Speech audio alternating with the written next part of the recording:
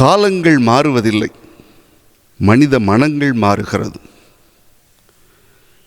அன்புக்குரியவர்களே, gospel healing ministry வழியாக இந்த புதிய ஆண்டில் உங்களை சந்திப்பதில் மகிழ்ச்சி கொள்கிறேன். ஹாப்பி நியூ இயர், புத்தாண்டு நல்வாழ்த்துக்கள். மகிழ்ச்சியோடு இருங்கள். இறைவன் நம்மோடு இருக்கிறார், நம் தாய் நமக்கு துணையாக இருக்கிறார். எனவே ஆண்டவருடைய திருமுகம் நம் மீது திருப்பப்பட்டிருக்கிறது. அதனால் நாம் அகமகிழ்ந்து பேரமைதியில் பேர் ஆனந்தத்தோடு வாழ்வோம். ஏனென்றால் இறைவன் நமக்கு புதிய ஆண்டை கொடுத்து புதிய வாய்ப்புகளை கொடுத்திருக்கிறார். எனவே இந்த புதிய ஆண்டில் உங்களை இந்த மினிஸ்ட்ரி வழியாக சந்திப்பதில் மகிழ்ச்சி அடைகிறேன். இந்த புதிய ஆண்டு 2 முக்கியமான விஷயங்களை நமக்கு முன்னிறுத்துகிறது. ஒன்று, அன்னை மரியாள் இறைவனின் தாய் என்கிற ஒரு மாபெரும் விழாவை கொண்டாடுகிறது. இட்ஸ் எ டாக்மா அப்படின்னு சொல்கிறேன், ஒரு கோட்பாடு.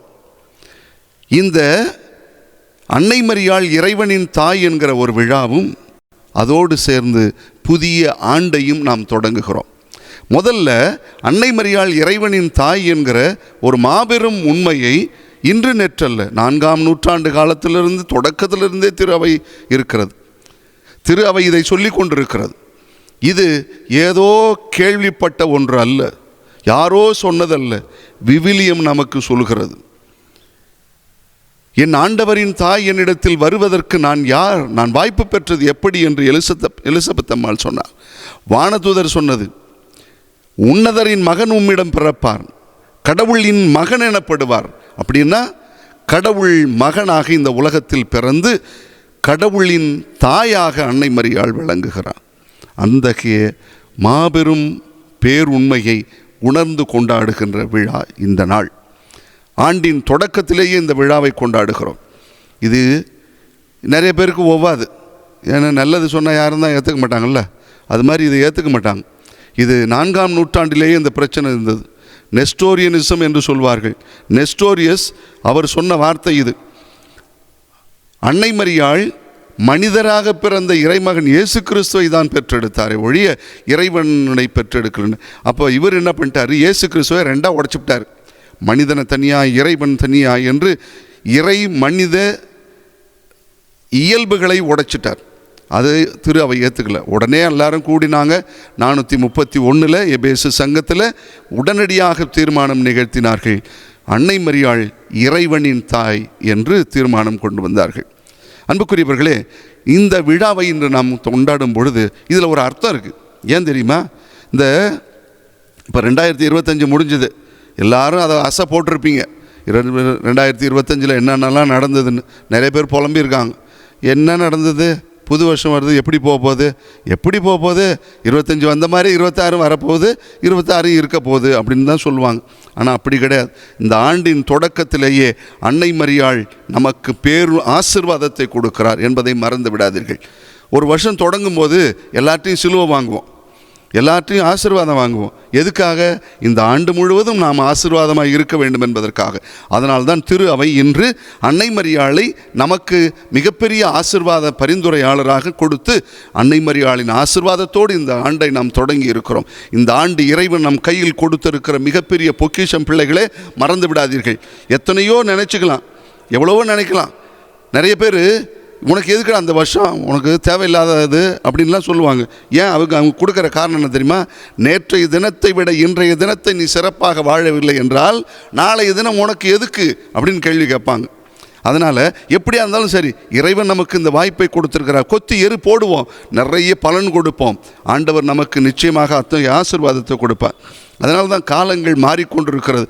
ஆனால் என்ன தெரியுமா, நாம் கொஞ்சம் யோசிக்கணும். என்னன்னா, செல்லும் பாதை சரியாக இருந்தால் வேகமாக ஓடணும்னு அவசியம் இல்லை. கொஞ்சம் கொஞ்சமாக பொறுமையாக நடந்தாலும் நம்ம கண்டிப்பாக ஜெயிச்சிருவோங்க. அதான் ஒருத்தர் சொன்னார், we don't need a new year, we need a new mindset அப்படின்னு.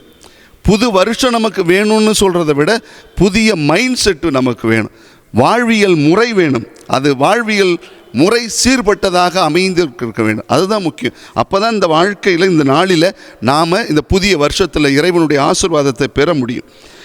வாழ்க்கை நமக்கு கொடுத்துருக்கிற மிகப்பெரிய கிஃப்ட் எது தெரியுமா? காலம், நேரம். அந்த காலம், அதை பரிசாக ஆண்டவர் நமக்கு இந்த 2026 கொடுத்திருக்கிறார். அப்படின்னா இதை வச்சுக்கிட்டு இந்த காலத்தை வைத்து அதை பயன்படுத்துவதும் வீணடிப்பதும் யார் கையில்? நம் கையில். பயன்படுத்துவதும் வீணடிப்பதும் நம்ம கையில் இருக்குது. அதனால் அதை நாம் சரியாக செய்ய வேண்டும். அது நம்ம கையில் கடவுள் கொடுத்துட்டார். ஆனால் இந்த நாளை, இந்த ஆண்டை சிறப்பாக்குவோம். உதாரணம் சொல்லி நான் நிறைவு செய்கிறேன். அதாவது கடல் எல்லாருக்கும் இருக்குது. எல்லாரும் கடற்கரைக்கு போகிறோம், எல்லாரும் கடலில் குளிக்கிறோம், எல்லாம் செய்கிறோம். அதான் ஒருத்தர் சொன்னார், கடல் எல்லாருக்கும் பொதுவானது தான். அதில் சிலர் மூழ்கி முத்தெடுக்கிறார்கள், சிலர் கிளிஞ்சல் எடுக்கிறார்கள், சிலர் கடற்கரையில் நின்று கொண்டு கால் நனைத்து விட்டு மட்டும் வருகிறார்கள். 2026 கடல் மாதிரி கடவுள் நமக்கு கொடுத்துருக்கிறார். அதில் மூழ்கி முத்தெடுக்க போகிறோமா, கிளிஞ்சல் எடுக்க போகிறோமா, எப்பா கடந்த காலத்து மாதிரியே இந்த காலம் வாழ்ந்துருவோம் அப்படின்னு சொல்லி கடற்கரையில் நின்று காலை நினச்சிட்டு வர போகிறோமா? ஆண்டவர் நமக்கு கொடுத்துருக்கிறது இந்த வாழ்க்கை. இந்த வாழ்க்கையை சிறப்பாக வாழ்வோம். அது ஒருத்தர் சொன்னார், அது எந்த அளவுக்கு இந்த ஏஐ வச்சு ஒருத்தருங்க சொன்னாங்க, இந்த வாழ்க்கையில் நாம் ஒவ்வொரு நாளும் சிறப்பாக முந்திக்கொண்டு முன்னேறி கொண்டே வர வேண்டும் என்று. அதுக்கு அந்த ஏஐயில் இந்த குழந்தைகளை வச்செல்லாம் வரும் தெரியுமா? அதில் சொன்னது அது ரொம்ப நக்கலாக சொல்லப்பட்டது. வாழ்க்கையில் முன்னுக்கு வரணும்னு காலையில் எழுந்தவங்களை விட காலையில் ஒன்றுக்கு வருதுன்னு முன்னாடி எழுந்தவங்க தான் அதிகமாமே அப்படின்னு அந்த ஏஐ ஷார்ட்ஸ் ஒன்று பார்த்தேன். கடவுள் கொடுத்த வாழ்க்கை முன்னுக்கு வந்து கொண்டே இருக்க வேண்டும். இந்த அற்புதமான வாய்ப்பை தவற விட்டு விடாதீர்கள். ஆண்டவர் கொடுத்த இந்த பரிசை வீணடித்து விடக்கூடாது. பயன்படுத்தி வாழ்க்கையில் முன்னேற வேண்டும். All the best.